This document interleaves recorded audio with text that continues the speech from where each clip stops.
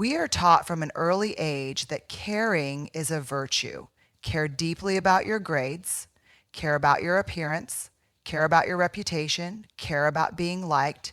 At first, it seems harmless, even good. After all, who doesn't want to be loved, successful, accepted? But what no one really warned you about is how heavy it becomes when caring slips quietly into overcaring.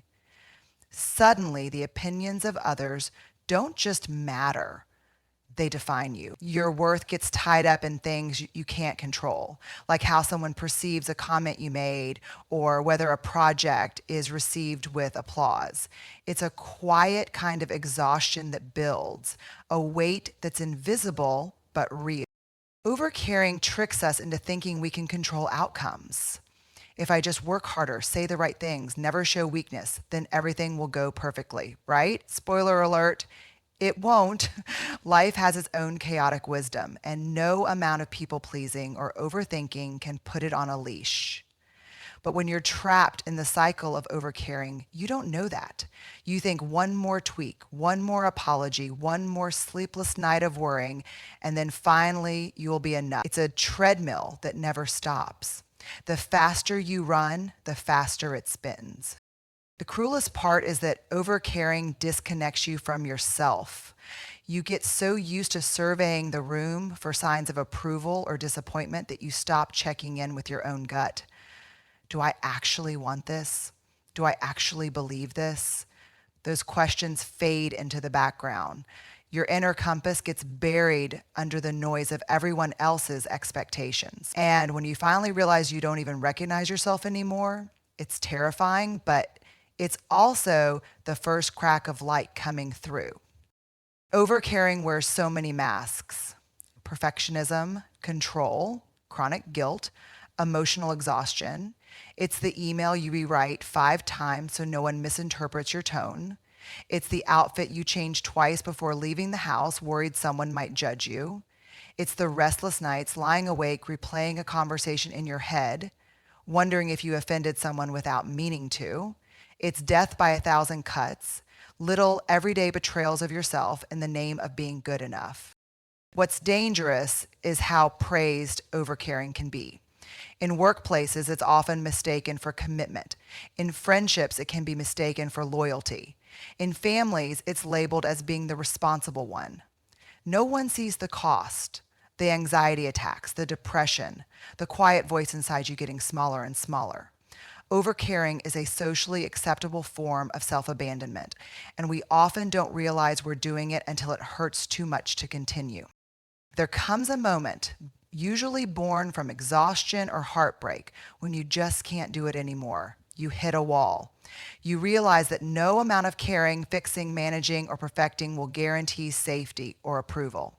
That moment feels like failure at first, but it's not. It's freedom beginning to whisper your name. It's your body and soul staging an intervention, begging you to stop trading your peace for a seat at tables you don't even want to sit at. The truth is, when we stop overcaring, we don't stop being compassionate or kind. We just start being compassionate and kind to ourselves first. We stop bleeding out trying to keep everyone else comfortable. We realize that not everyone will like us, understand us, or approve of our choices, and that's okay. Our job was never to manage everyone else's perceptions. Our job is to live in a way that's true to our deepest values, even when it's messy, even when it's misunderstood. In the end, the real burden isn't caring. It's caring so much about things that were never ours to carry. When we begin to lay those burdens down, piece by piece, we come home to ourselves. We breathe easier, we move lighter, we laugh more. And maybe for the first time in a long time, we realize that life doesn't have to be a performance. It can be a relationship, messy, imperfect, and beautifully real. Surrender is not giving up. There's a word that terrifies most of us more than failure, more than rejection: surrender. We've been raised to believe that surrender means weakness, that it's what you do when you've lost, when you have nothing left to fight for. And so we resist. We hold tighter, push harder, fight longer. We tell ourselves that if we just double down on our efforts, control things more fiercely, plan more meticulously, we can outsmart the chaos of life. But what no one really explains is that surrender isn't about waving a white flag to life. It's about laying down the illusion that we ever controlled it to begin with. True surrender is an act of courage, not defeat. It requires a willingness to stand in uncertainty, to allow outcomes to unfold without micromanaging every detail. It's saying, I trust myself enough to let go. It's not passive, it's not giving up hope, it's choosing to conserve your energy for the things you can influence. Your attitude, your resilience, your openness, and letting everything else be what it's going to be. That's a radical kind of bravery, the kind that doesn't always look impressive on the outside, but feels profoundly freeing on the inside. We live in a culture that rewards hustle, perseverance, grinding it out, even when your soul is screaming for a timeout. So when we reach that breaking point, the moment when clinging starts to hurt more than letting go, it can feel like personal failure. But in truth, it's a portal to a more honest life. Surrender invites us to acknowledge that we're human, not machines, that our worth isn't measured by our ability to force outcomes or keep all the plates spinning. There's a deep, aching relief in that realization if we're brave enough to lean into it. There's a difference between resignation and surrender, though. Resignation is giving up because you believe nothing good will happen. It's hopelessness. Surrender is giving up the need to control because you trust that something good can happen. Maybe even something better than what you could have orchestrated yourself. It's the moment you loosen your grip and realize the world doesn't fall apart without your constant vigilance. It's terrifying at first. It feels like falling. But eventually you realize you're being carried. We spend so much of our lives gripping things we were never meant to hold so tightly. Relationships that aren't right for us, jobs that drain our spirit, expectations that never fit who we are. We call it responsibility, we call it loyalty, but often it's fear in disguise. Fear of change, fear of disappointing others, fear of the unknown. Surrender asks a harder question. What if the things you're clinging to are actually keeping you small? What if letting go isn't losing, but expanding? Learning to surrender is not a one-time event. It's a practice, a daily, sometimes hourly choice to loosen our fists, to breathe when everything inside us says panic, to say, I don't know how this will end, but I trust myself enough to survive it. It's messy, it's uncomfortable. There are days when you'll want to grab the wheel again, and that's okay. Surrender isn't about doing it perfectly. It's about showing up every day, willing to try again. The irony is, the more we practice surrender, the more life tends to meet us halfway.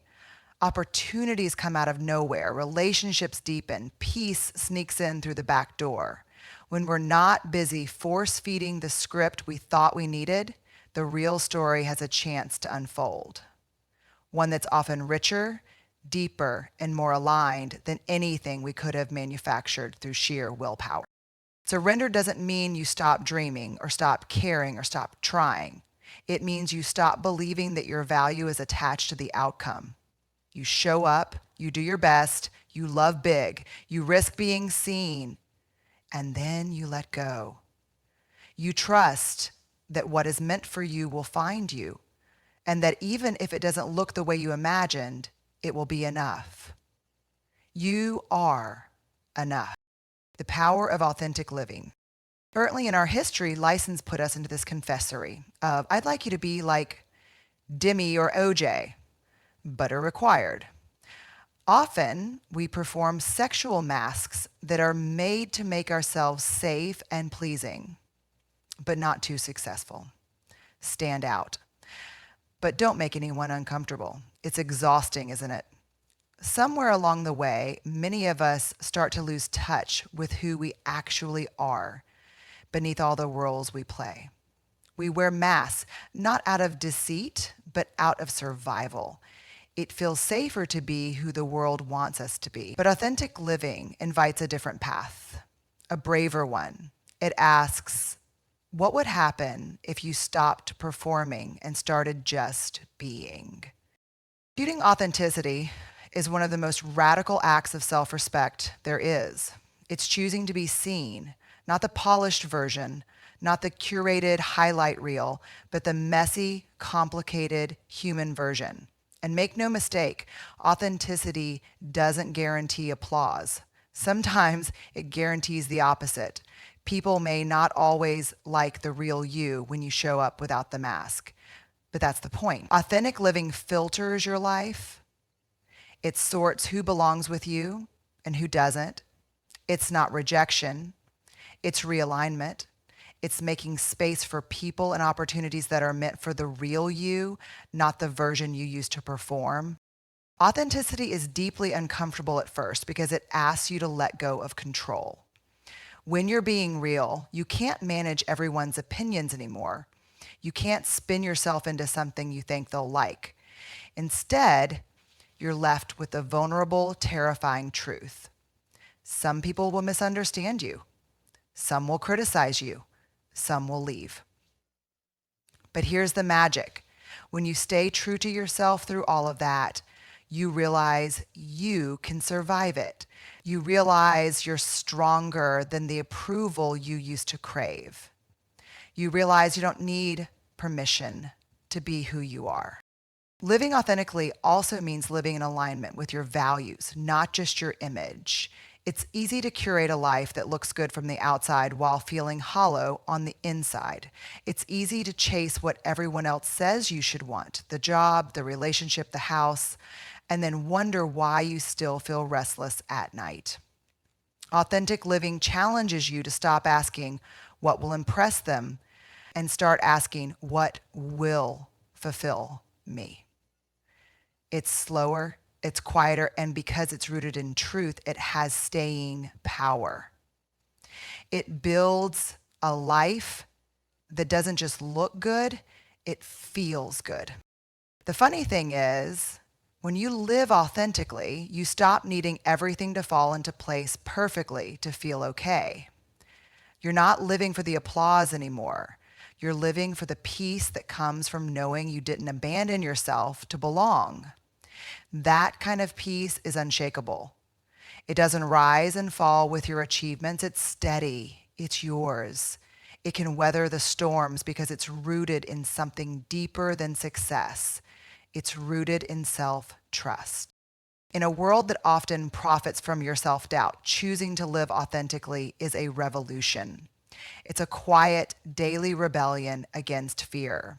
It's choosing to be seen, choosing to be true, choosing to belong to yourself above all else.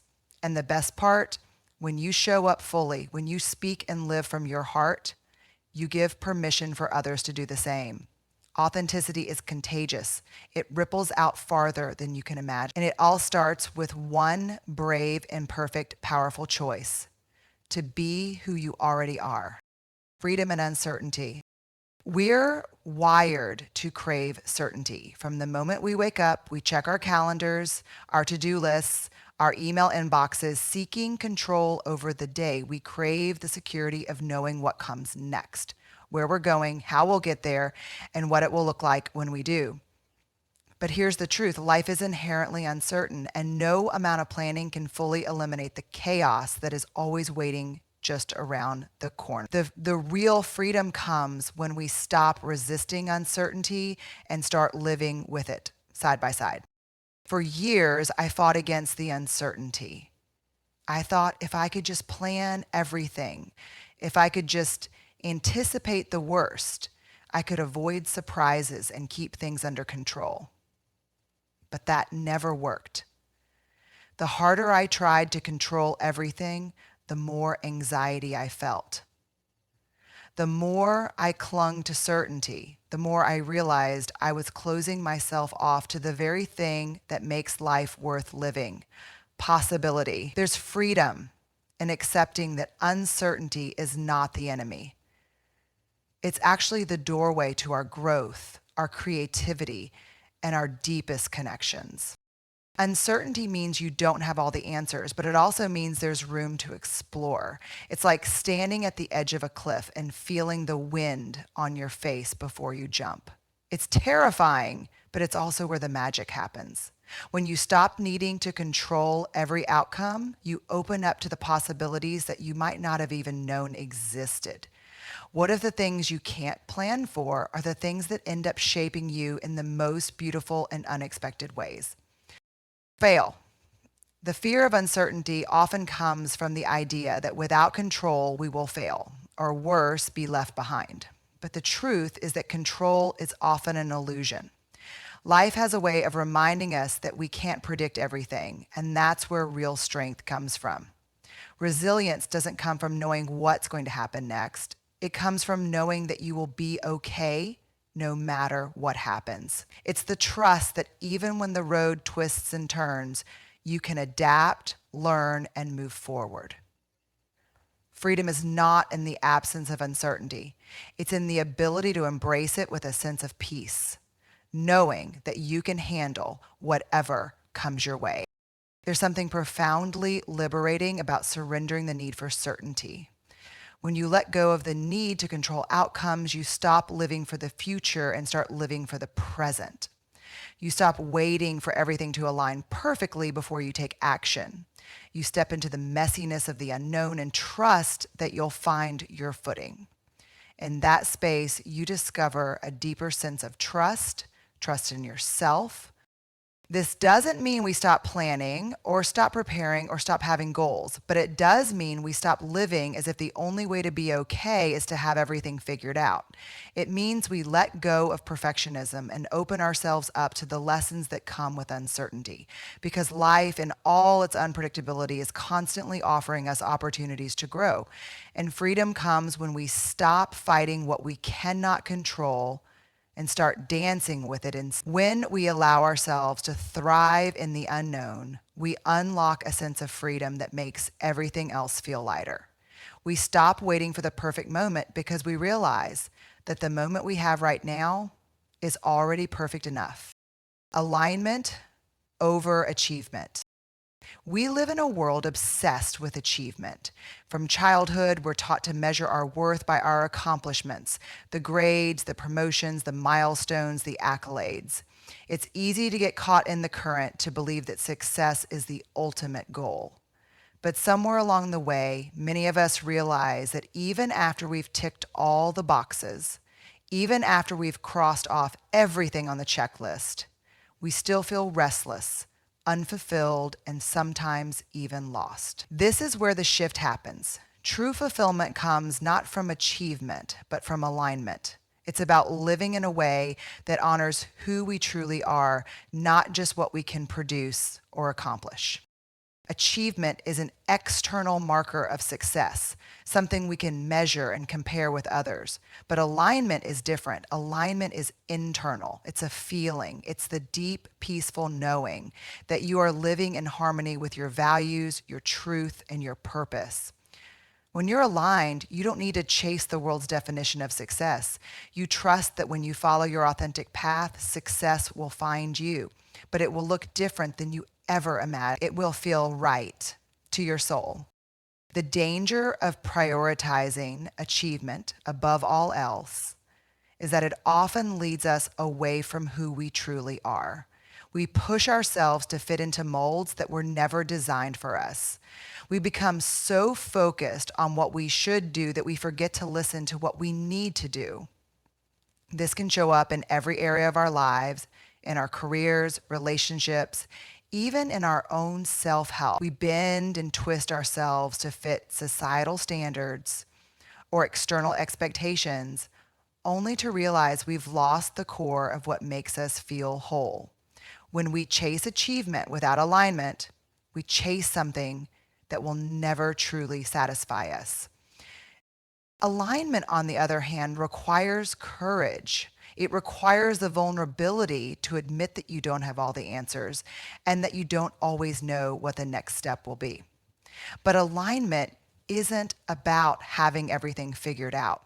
It's about being open to the journey, trusting that you will be guided as long as you stay true to yourself.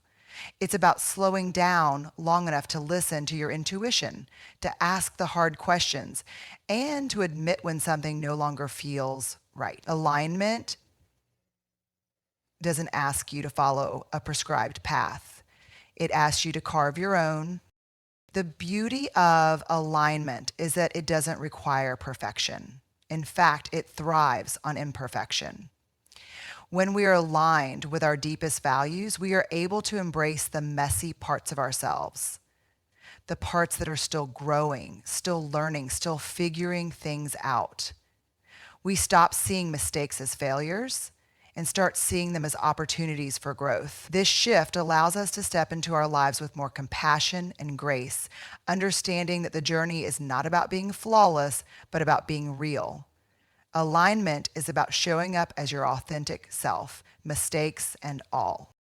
Many of us believe that success is something we achieve and then hold on to, like a trophy we display for all to see.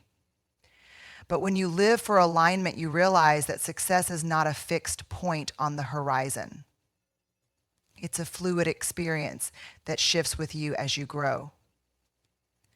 It's the quiet joy of knowing you're living in accordance with your values, regardless of what external accolades come your way. Alignment is a reminder that the work you do, the relationships you nurture, and the choices you make should feel fulfilling in the moment, not just as a means to an end. When you live this way, success doesn't have to be a far-off dream. It's something you experience daily. We often associate achievement with measurable outcomes: the promotion, the big win, the perfect body. But alignment doesn't show up in metrics. It shows up in moments of deep peace. It shows up when you realize that the thing you're doing right now is exactly what you were meant to be doing, and it aligns with who you are at your core. The quiet contentment of knowing that you're living in your truth rather than chasing the validation of others is a kind of success that can't be quantified. It's the success that gives you permission to be proud of who you are, not just what you do. Living in alignment doesn't mean you won't experience struggles. You will. It doesn't mean that things will always go according to plan or that you won't face moments of doubt. But it does mean that even in the midst of uncertainty or hardship, you will feel grounded. You will have a deeper sense of purpose because you know you're walking a path that resonates with who you truly are. Alignment is the anchor that keeps you steady when the waves of life threaten to pull you under. It's the quiet assurance that even when things fall apart, you're exactly where you need to be.